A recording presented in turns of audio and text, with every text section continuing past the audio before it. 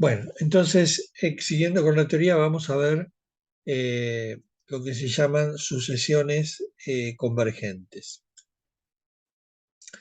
Entonces, como dijimos, en los problemas no lineales y posiblemente en otros problemas, la solución no se consiga de manera inmediata, sino que vamos a tener que partir de un valor inicial, el cual vamos mejorando sucesivamente hasta llegar a una aproximación que satisfaga la precisión buscada. Cuando hablamos de precisión, estamos diciendo que esté a una distancia relativamente cercana al valor buscado. Un segundo. O sea que esta distancia entre el valor aproximado y el exacto sea menor que una cierta tolerancia.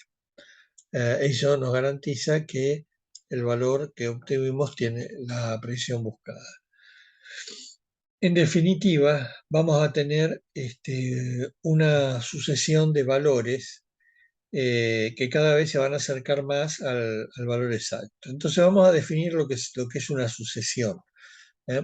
Las sucesiones es un conjunto de valores que indicamos con un subíndice, ¿no? Y indicamos al término general o genérico encerrado entre corchetes. O sea, el término genérico es el A sub n y encerrado entre corchetes significa la sucesión, el conjunto de valores. Y el término genérico puede ser A sub 0, A sub 1, A sub 2 y digamos que hay una posición relativa en la sucesión, o sea, que viene dado por el índice, ¿no? O sea, el A sub 1 está entre A sub 0 y A sub 2, el A sub 3 es el que le sigue al A sub 2, o sea, el índice es como un vector, es el que marca la posición en en la sucesión. Además, los índices son números naturales, o sea, enteros positivos, y el primer índice puede ser tanto 0 como 1. Eso va a ser convencional, digamos. Puede empezar en 0 o puede empezar en 1. Además, si la sucesión se refiere, es numérica, significa que cada elemento de la sucesión representa un número real. O sea, el A sub 0 es un número real, el A sub 1 es un número real, y si la sucesión tiene infinitos elementos, significa que se dice que la sucesión es infinita. ¿eh? Entonces, ¿qué pasa si estas sucesiones se refieren a valores calculados? O sea, eh, si los valores calculados se van acercando al valor exacto, significa que en el límite de la sucesión de valores calculados, en el límite tiene que valer el valor exacto. ¿ah? Y en el caso de una sucesión genérica, si la sucesión tiene un límite para n términos, o sea, cuando considere los infinitos términos, ahí decimos que la sucesión es convergente si existe el límite. O sea, básicamente lo que quiere decir esto es que a medida que uno va calculando nuevos términos de la sucesión, cada término se va pareciendo más al límite. O sea, y eso quiere decir que la diferencia entre un término y el que le sigue cada vez es más chica y en el límite, si la sucesión es convergente, la diferencia entre dos términos sucesivos tiene que ser igual a cero, porque cada vez van a ser más parecidos al límite. O sea, esto se ve mejor gráficamente. Si una sucesión es convergente, lo que vamos a ver que los sucesivos valores calculados cada vez van tendiendo más al límite de la sucesión. Entonces, no nos hacen falta infinitos valores, porque desde el punto de vista de ingeniería, con que el valor calculado esté suficientemente cerca del límite, ya para los cálculos prácticos es suficiente. Y con pocos términos calculados se puede tener un buen valor aproximado. En este caso, la sucesión se dice monotónica porque cada valor es menor que el anterior, es estrictamente menor que el anterior. Pero también podemos tener una sucesión que sea no monotónica, donde los valores van oscilando y no necesariamente cada valor es menor que el anterior. Pero sí lo que se verifica es que la diferencia en valor absoluto entre dos valores sucesivos cada vez es más chica. Pero puede ir por arriba, por abajo, por arriba, se va dando. Esta serie es convergente, pero de manera no monotónica. Y el otro comportamiento que podemos tener es la divergencia. O sea, que lo que vamos notando es que la serie se comporta de manera no monotónica, pero con diferencia de valores cada vez mayor. O sea, la diferencia entre cada valor calculado y el anterior cada vez es más grande, hasta si esto lo calcula una computadora, llega un momento que el número es tan grande que no lo puede, no alcanza a ser representado por la computadora y se produce un error que se llama de desborde, overflow, que es que el número calculado no se puede representar. Entonces, esto es importante porque nosotros podemos ver eh, este comportamiento a través de los números que van surgiendo del cálculo. Entonces, nos podemos dar cuenta si la sucesión de valores calculados están convergiendo o divergen. Y si fueran divergentes, podemos tomar acciones para hacer que el proceso vuelva a ser convergente.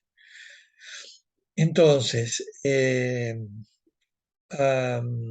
si nosotros tuviéramos valores que son calculados por una serie, hay que tener en cuenta que si nosotros tenemos una serie, eh, eh, eh, la serie, el término general, a medida que aumenta el índice, el término tiende a cero. O sea, una serie no forma una sucesión, porque para que forme una sucesión, cada término tiene que tender a un límite. Entonces, lo que sí forma una sucesión son las sumas parciales. ¿Qué llamamos a las sumas parciales? Es considerar el primer término, considerar los dos primeros términos, los tres primeros términos, y esas sumas le vamos llamando sumas parciales. Lo que se puede probar es que las sumas parciales sí forman una sucesión. ¿Por qué?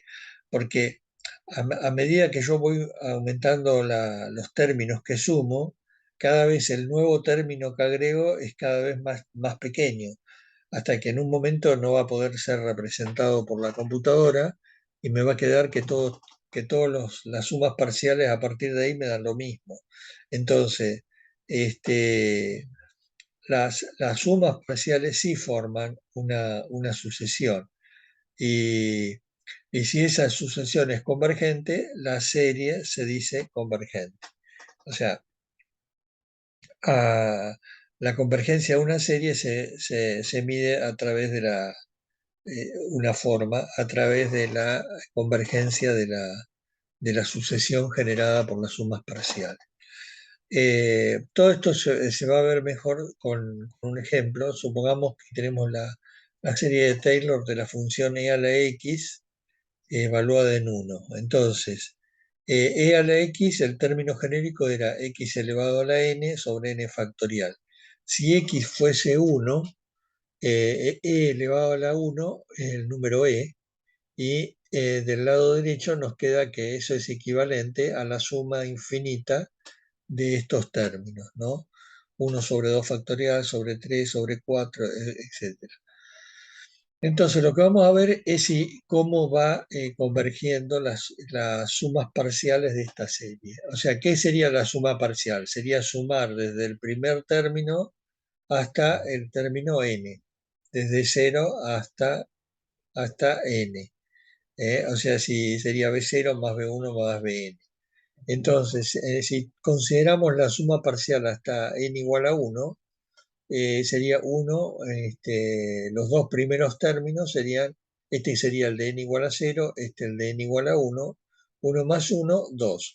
Si considero los tres primeros términos, sería 1 más 1 más un medio, 2,5. Si considero los cuatro primeros términos, 2,66.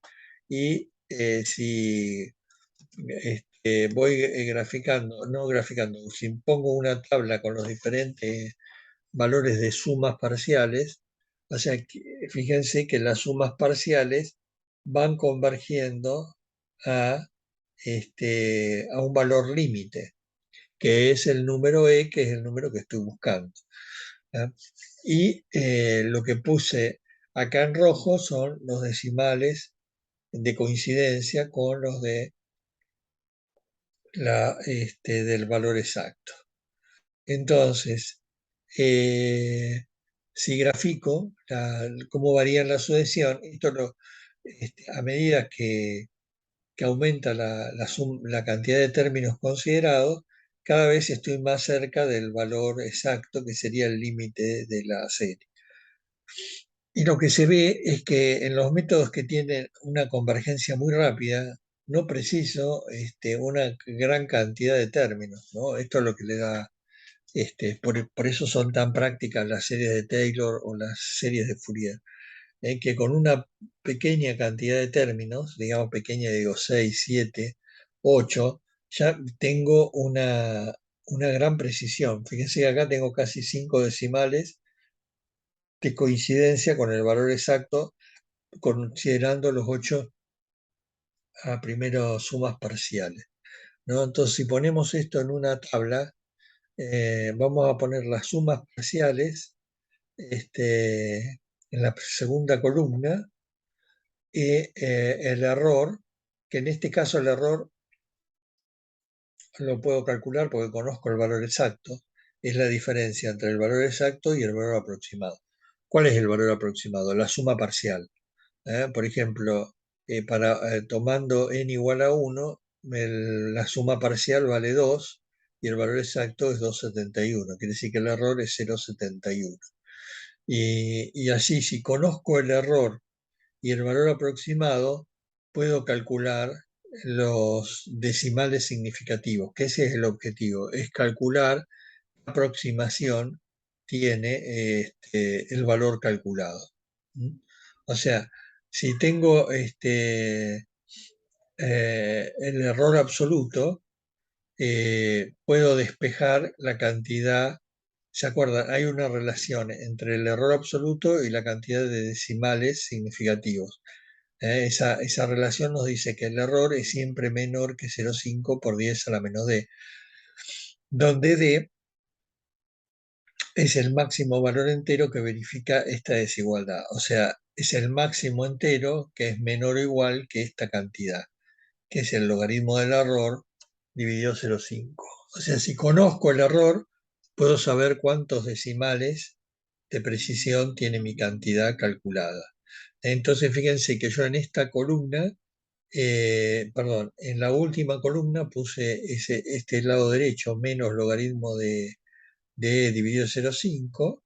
Entonces, si quiero saber cuántos decimales de precisión tiene la cantidad calculada, tengo que calcular cuál es el mayor entero, el mayor entero de que es menor que esta cantidad. Bueno, obviamente acá al principio, cuando esto es negativo o menor que 1, no voy a tener ningún entero. Recién cuando esto vale 1,7, voy a tener un decimal de precisión, y efectivamente es lo que se ve con los valores calculados, ¿no? Que ven que en los primeros tres valores ni siquiera no coincide ningún decimal con el valor exacto, pero ya en el cuarto valor coincide un decimal, y eso es lo que indica el cálculo hecho a partir del error.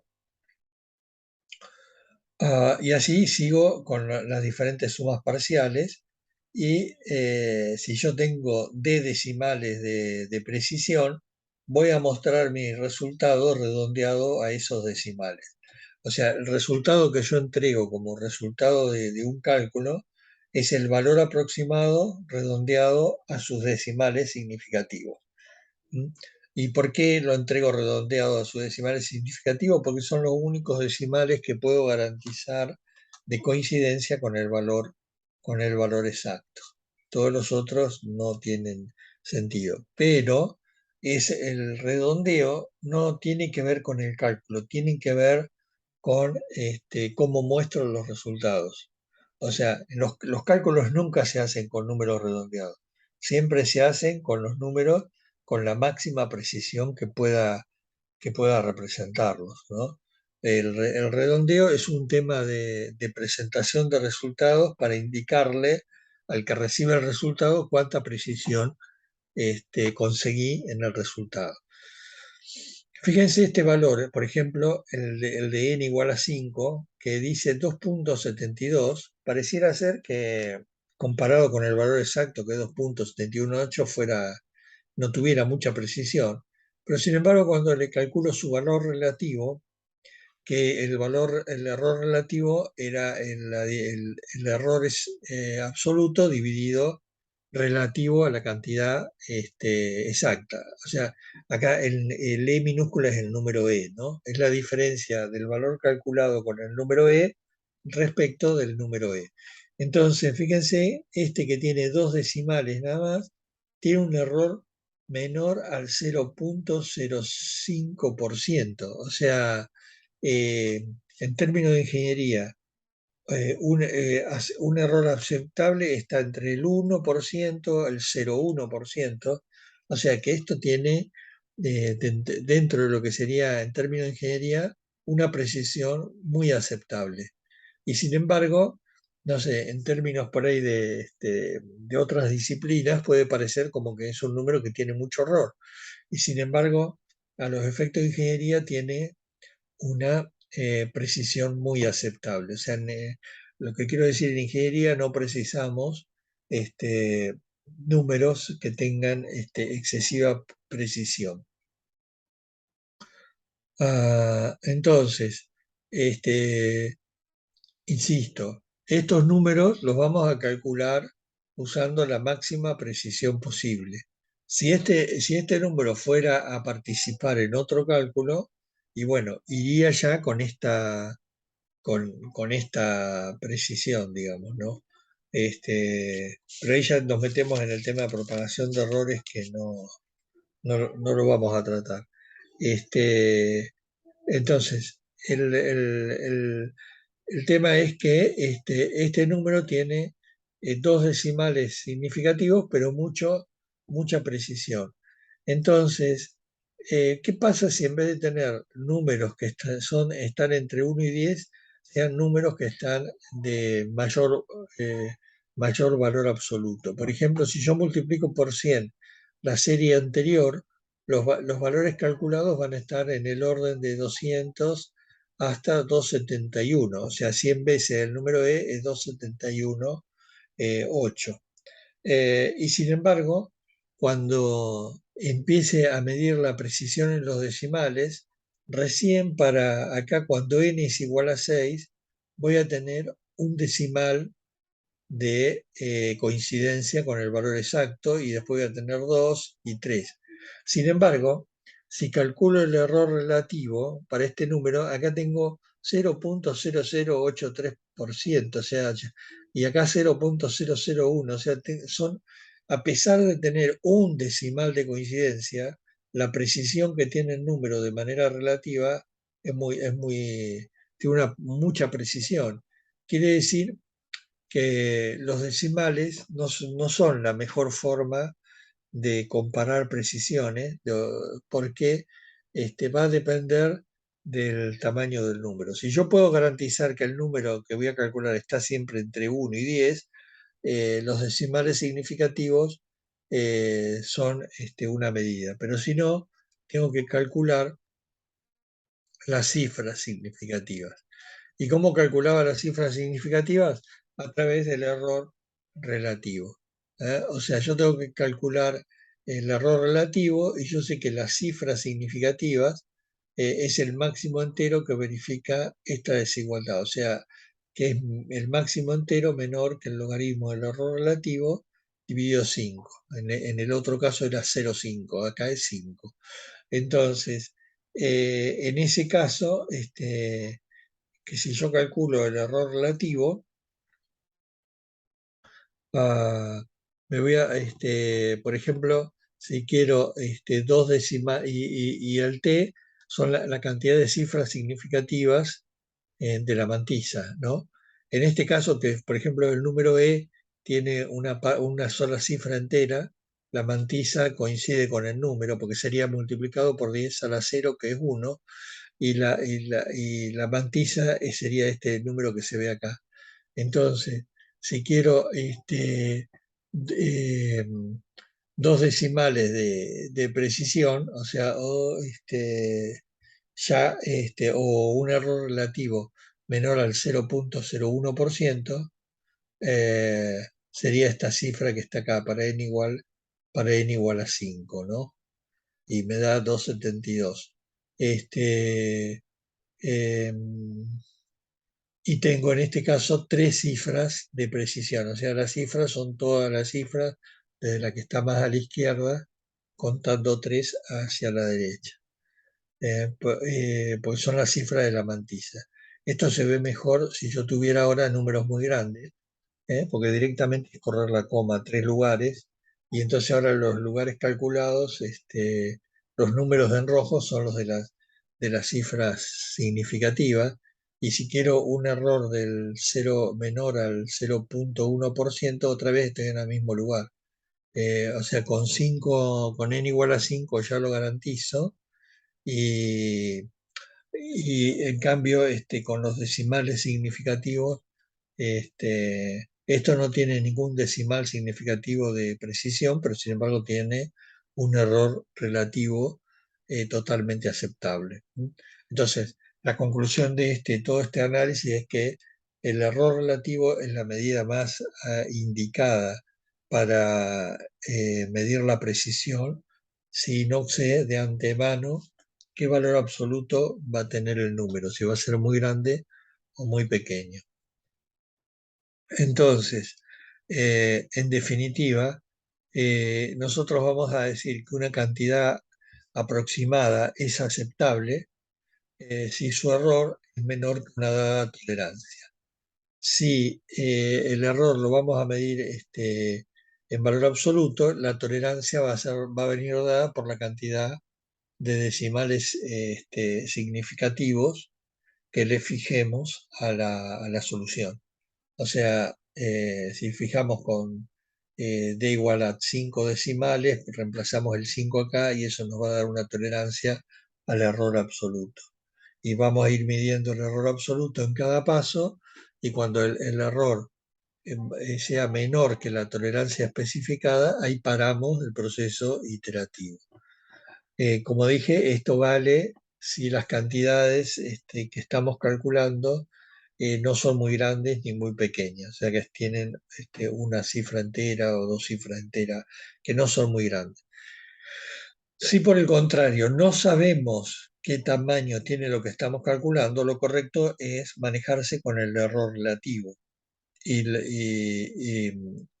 indicar esa tolerancia al error relativo fijando un porcentaje de error relativo, porcentual. Por ejemplo, decimos, si quiero un error que no supere el 1%, el error relativo va a tener que ser 1 dividido 100, o sea, 0,01. Y si el error relativo es menor que esa tolerancia, puedo garantizar que tiene un error relativo menor al buscado. Y, y después tendré que hacer el cálculo de cuántas cifras significativas tiene la cantidad calculada para redondearla a esa cantidad de cifras. Otra alternativa es decir la cantidad de cifras redondeadas que quiero, y en ese caso, si quiero 5 cifras, de ahí voy a sacar la tolerancia para el error relativo, y una vez calculado el error relativo lo multiplico por 100 y voy a tener el error relativo porcentual que tiene esa cantidad calculada. digamos que en la práctica lo más usual es, si quiero error absoluto, fijo decimales, y si quiero error relativo, fijo el porcentaje de error. Pero de todas formas, todas estas son maneras de, de fijar tolerancias para detener el proceso iterativo.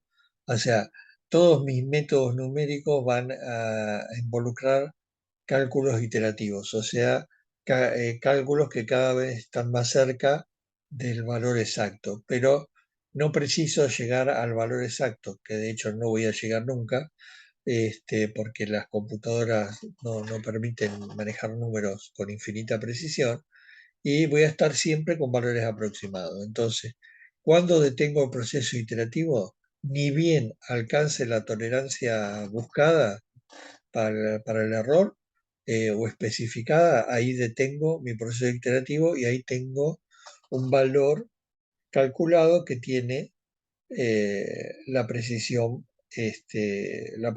buscada.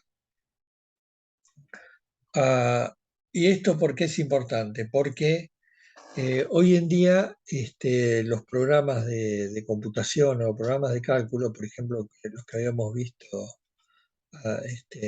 anteriormente, o sea, no nos entregan siempre resultados aproximados, pero en su enorme mayoría ningún programa indica qué error tiene la aproximación. O sea, todos los programas hoy de cálculo no lineal nos dan valores aproximados, pero no le dicen al usuario qué error tiene.